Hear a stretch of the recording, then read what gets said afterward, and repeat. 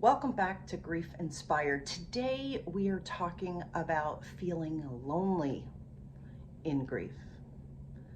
Do you know what I'm talking about? That feeling of loneliness that's in the pit of your stomach, that walks with you every day through your life, no matter what you're doing, because you're in grief. We're going to explore that today. We're going to explore why it is, and I am going to give you 5 steps to overcome that loneliness, to understand the loneliness, and to maybe create a new perspective around the feeling of loneliness. Now, when we talk about loneliness and grief, there are multiple reasons why you could potentially be feeling lonely, right? There's the one, people don't understand you. They don't understand what you're going through. They can't relate to you. And that can leave us feeling really lonely. Another way that we could feel lonely is because we isolate in grief, right? Grief has a way of making us isolate and stay inside. And when we feel depressed and we feel unsure of things because of all the change that grief is creating, we go and we isolate ourselves. And that isolation can make us feel lonely. And grief causes a lot of change. I talk about this a lot because I think it's so important. There's so much that has recently changed for you. We can talk about just the change that's happening in your life, meaning that the day-to-day things that are changing now, the things you have to deal with that you didn't have to deal with before. But there's also the change, the mental change, the emotional change. Life is different. Life is different than it was. And that change and that level of unfamiliarity can cause loneliness too. And we're going to talk a little bit about that. But the loneliness that we're going to talk about today is that loneliness because you miss the person that you're missing so much. And that, I think, is where the true loneliness in grief comes. So we're going to explore that a little bit in this video. So I am running my grief courses, as a lot of you know, and there are some times where we get into some really, really good, insightful conversations. And that happened recently. And there's some new awareness that I get about grief from these conversations, which is part of the reason why I love doing what I do so much, is because I want to understand grief. I want to understand what's going on, and that, you know, education is a huge part of what I think as the way to heal from grief, is really learning from it. And so we had this experience and we were talking about this exact loneliness, and we started out by using the word empty. I feel so empty. I feel so lonely. And we began talking about this emptiness and grief, and we used the term void that we're going to talk about a little bit as well. But it's the people and the things that we miss, that we once had and now we no longer have. But it made me think of a container.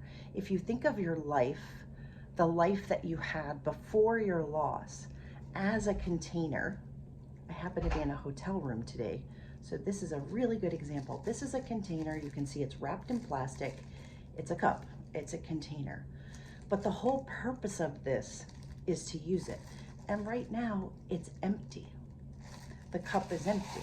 And so what you're supposed to do is you're supposed to take off the plastic. It's nice and secure, clean, right? But the cup is empty. But this cup has the purpose of having something in it. So now the cup is doing what it's supposed to do. The cup is full. It's designed to have something in it. Something belongs in here. And you can think of your loss, or the period of time before your loss, as having a full cup. And that all of a sudden, once your loss is experienced, Now your cup is essentially empty. Maybe there's some drops coming out, but your cup is empty. So there was something in there that belonged in there, that was supposed to be in there, but now it's not there. And so when you look at the cup, you think to yourself, well, there used to be something in here, but there isn't something in here, right? So the cup is now empty. You had what was once in the cup, but now it's gone. And so you can think of this container concept when we think about our grief. We feel empty. We miss the people that we once were. We feel like our cup has been emptied. We miss the things we used to do, the times we used to spend with them. It's not interesting. I mean, it's interesting to me that we talk about grief by saying loss.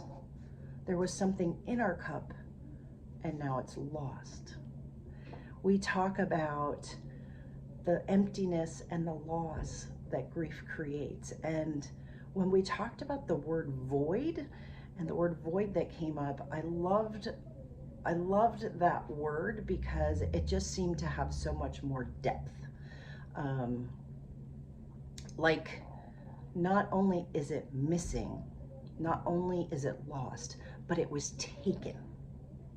It was taken from us, and what's left is this void, this feeling of emptiness, this feeling of loss, the feeling that something is supposed to be there and it's now missing. And what's interesting about this is it creates this unfamiliar feeling where it's the change, right? Because your situation has changed. Your loved one was once here and now they are gone. Your cup was full and now it's empty. And that change and that loss creates an unsettling feeling, right? So when we feel lonely in grief, we're talking about feeling unsettled, that our lives are unfamiliar to us. The life we once had is now different, and that creates an unfamiliar feeling. And we don't like that. Inherently, as humans, we don't like that. And we often talk about losing our sense of self, meaning I don't know who I am anymore. And we dive into this deeply in my grief course because I think it's really important. I don't know who I am now that they're gone. And so we have to relearn that as part of the grief process. And that can be scary and it can be hard to do on our own. And so that's why I do as much as I can to guide people through that process and to figure that out. So I told you I was going to give you 5 things that you could do to regain some balance. And before I do that, I want to talk about a visual. In addition to the cup, once you're in this unfamiliar state, what came to mind for me during the course is if you've ever stood on a balance ball, anything that causes you to, it purposefully causes you to be off balance. But when you stand on it, right, it's designed to make you move, right? And that's what grief can feel a lot about. Like suddenly you're on this Bosu ball or this balance ball and you don't have your footing. And you're trying as much as you can to regain your balance. And that's that whole unsettling feeling. Another visual that came to mind when I was thinking about this is when you go to the ocean and you go out 3 or 4 feet into the ocean and the waves are crashing at your feet. You can get out far enough where suddenly when the waves crash in and then go out again, you feel like you're off footing, right? So the undertow can be very strong and can pull you in, and it can cause you to fall. And so I think that those are good visuals that talk about this loneliness feeling in grief, the change that grief has created, and what that does to us. So going to the 5 things, what can you do about it? Number 1, I think that exploring what is happening like we're doing right now in this conversation, is number one.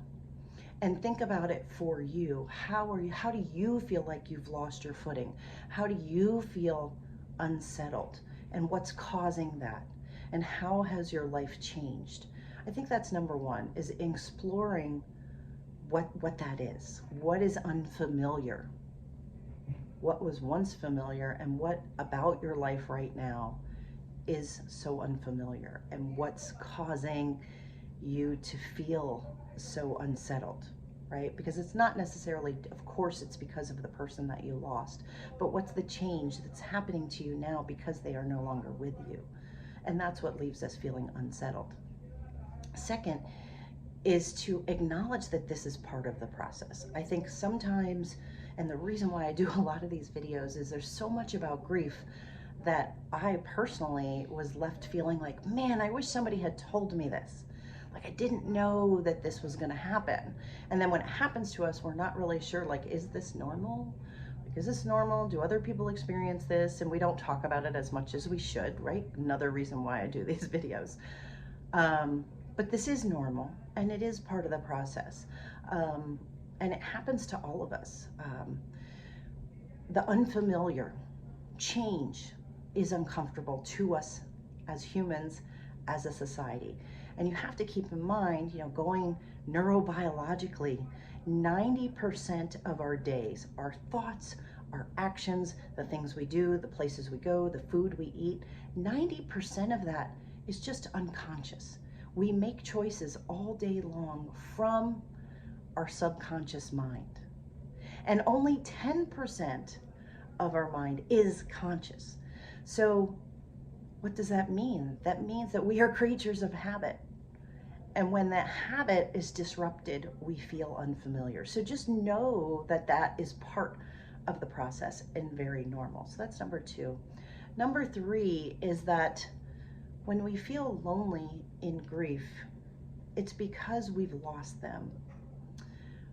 But what I want to encourage you to shift your mindset in a little bit is to say, yes, they are physically not with you, but they are not completely lost to you. The pain you feel is because they still exist for you.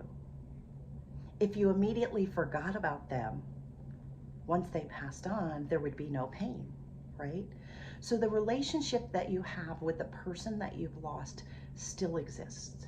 You have lost so much, but there is so much that you get to hang on to. And you want to, during the grief process, you want to grow and you want to foster that. So what are the things that you love most about them? What are the things that they brought to your life? Grow in connection with them. Keep the relationship that you have with them alive. Now the relationship's going to be different because they're not physically going to be with you. But so many of us know when you have a conversation, when you think about them and as if they were here and you said, what would they say? You can very easily in your mind imagine what they would tell you. I oftentimes will ask people, well, what would your loved one tell you about you hanging on to this pain so long? And every time I ask them that, they can say, well, I know that my loved one would say this or that. They would say to stop it, that I should just, it's time to give up some of the pain and move on, and that they really want us to be happy and they don't want us to be beating ourselves up, right? The story can go on, the list can go on, but what your loved one would tell you, that relationship exists. The relationship continues even though they're not physically with you. And I think that's so important. So you want to grow that relationship. That's number three, grow the relationship. And then number four is by growing that relationship, you're keeping them present. Keep them present in your life. So much about grief and some of the, one of the other things that we talked about was at that 3 to 6 month mark as we're grieving, is really the time period when other people start forgetting about your loss. But it's still so vivid for you and you think about it every day, every single moment. And so I want to encourage you to keep the loss present for you, and not just the grief. keep the love present. What did you love about them, right? So when you're growing in connection, like I said in number 3, grow in connection and then keep it present in your life. Carry reminders with you. This is why it's so wonderful to have a necklace of theirs, or a necklace that reminds you of them, or a bracelet that reminds you of them, or carry something in your wallet. You know, whatever it is, carry something that even only you know. Or it can be something that you can share with the rest of the world and people can say, wow, that's beautiful. And you can explain, well, let me tell you more about it. This reminds me of my loved one because, right? So that's keeping them present in your life, in your day-to-day life. So that was number 4. And then number 5 is so very important, and it's give yourself some grace in this process. So much of grief and the things that we talk about, particularly with the women that I talk about, is how much we beat ourselves up and we feel like we should do better and we should be grieving more or grieving better, that we should be over it by now, that we should not be feeling guilty, that we should, stop being angry. And in the process, we beat ourselves up so much about it that it actually makes the grief process worse. And it is a process. In grief, it's not going to go away instantly. It is going to take time. But if you can learn how to give yourself a little bit of grace, that makes everything so much easier. So I hope this explains to you why we feel lonely in grief, why the loneliness, the void, the missing them, the loss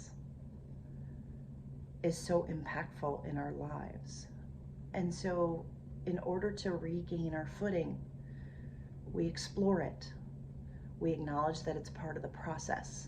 We grow in connection with our loved one because that relationship still exists even though they're physically not here. We keep them present in our lives. And through the whole process, we learn to give ourselves a little bit of grace. Thank you so much for watching. Please subscribe. We're almost to 1,000 subscribers here at GriefInspired. I'm super excited about that, of course. Please share out this video if it was useful to you. Grab a copy of my journal. Inquire about my grief courses if you want to dive into this a little bit more. If you like this level of exploration, this is what we do. And I think by shining a light on the darkness of grief, by educating ourselves, we can really heal and create something completely new and a whole new level of awareness about why we're here, why we love, and why loss hurts so very much. Thank you so much for watching, and leave me a message. I'd love to talk to you personally. Bye for now.